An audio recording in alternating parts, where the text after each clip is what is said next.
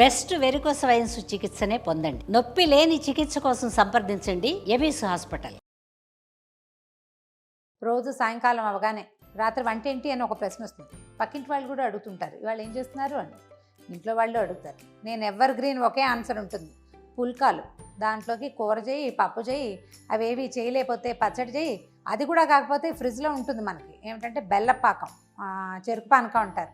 గోదావరి జిల్లా నుంచి ఎవరో ఒకళ్ళు పట్టుకొస్తారు. అదైనా నలుచుకోవడానికి వేసి, లేకపోతే బాగా పండిపోయిన అరటిపండు అయినా వేసుకుని తిను, డైట్ కంట్రోల్ అయిపోతుంది. ఇలా భావిస్తూ ఉంటాం.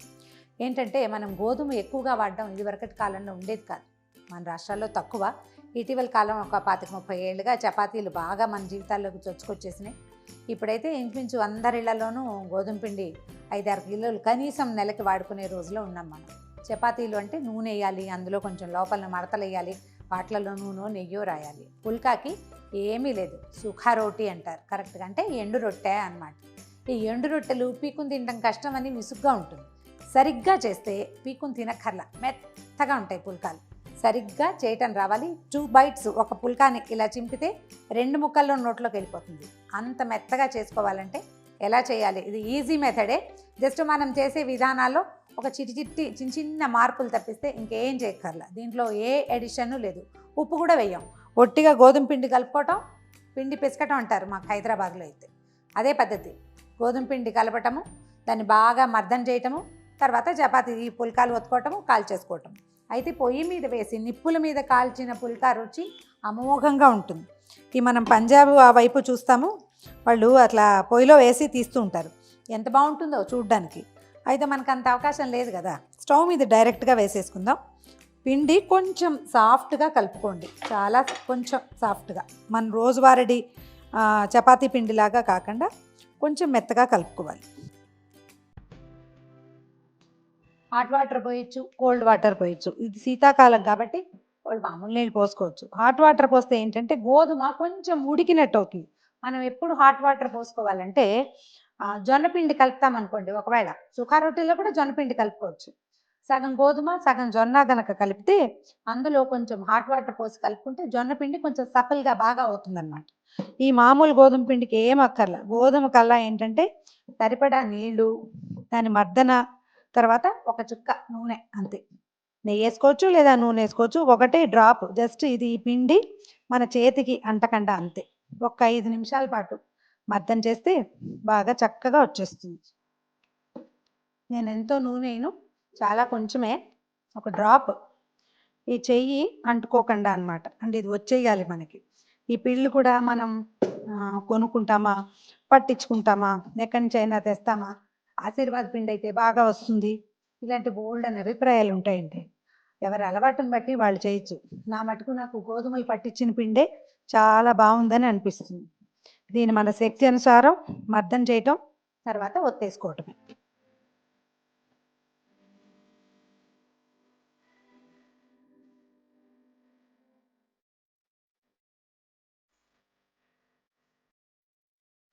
పిండి చూడండి ఇలాగా, ఎంత మెత్తగా ఉంటే సరిపోతుంది. ఒకవేళ మీకు గట్టిగా చేసుకునే అలవాటు ఉంటే చూడండి, మెత్తగా కలిపితే ఉండే డిఫరెన్స్ ఏంటో చూస్తే తెలుస్తుంది ఒకసారి. ఓకే, అన్నీ కాస్త ఉండలు చేసి పెట్టుకుందాం. చక్క ఒత్తేసుకోవటమే. స్టవ్ వెలిగించానండి, ఇది సిమ్లో ఉంది.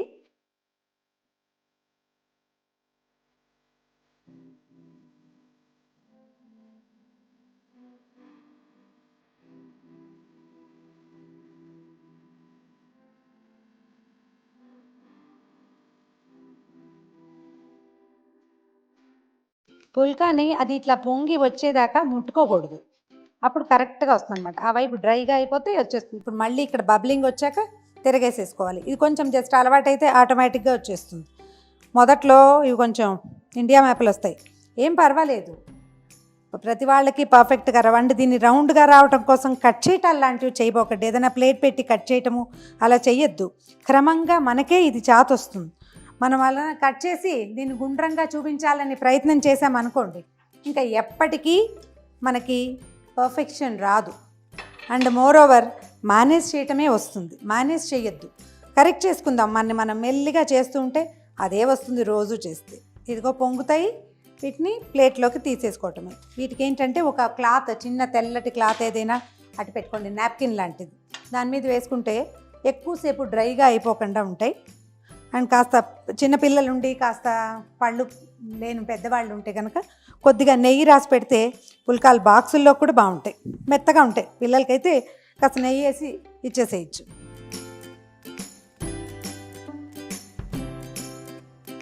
ఈజీగా సింపుల్గా పుల్కాలు చేయటం ఎలా అనేది ఎవరికి వాళ్ళు ఖచ్చితంగా ప్రాక్టీస్ చేసుకోవాలండి. చూపిస్తే వచ్చే విద్య మాత్రం ఖచ్చితంగా కాదు. నేర్చుకోవటం అంటే ఇదే కూరలో పప్పేయండి, ఉప్పేయండి, సరిపడా వేయండి అంటే కొన్నిసార్లకు వస్తుంది కదా.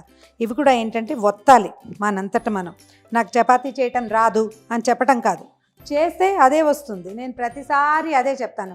ఇక్కడ ఎవరు పర్ఫెక్షనిస్టులు ఉండరు. భూమి మీద ఎవరు నేర్చుకుని వచ్చి రాలేదు. నేర్చుకోవటం కాదు, వచ్చాకే నేర్చుకుంటాడు ప్రతివాడు. ఒక్కోడికి తొందరగా వస్తుంది. కందిపప్పు నానబెడితే చూడండి, కొన్ని గింజలు కొంచెం స్లోగా నానుతాయి, కొన్ని బాగానే నానిపోతాయి స్పీడ్గా, అంతే. కొంచెం మెల్లిగా వస్తుంది. నేర్చుకుంటూ ఉంటే ఆటోమేటిక్గా వచ్చేస్తుంది. వీడియోలు చూడడం కాదు, చూసిన తర్వాత ఖచ్చితంగా ఇది ట్రై చేయండి.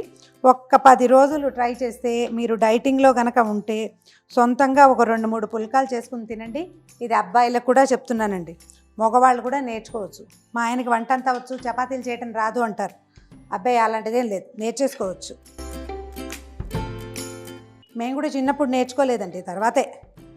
ఇవి చూడండి ఎలా వస్తున్నాయి, పూరీలాగా చేస్తుంటే అవే వస్తాయి. ఇది వరకు ఈ పుల్కాలకి ఒక చెక్కీ లాంటిది దొరికేదండి.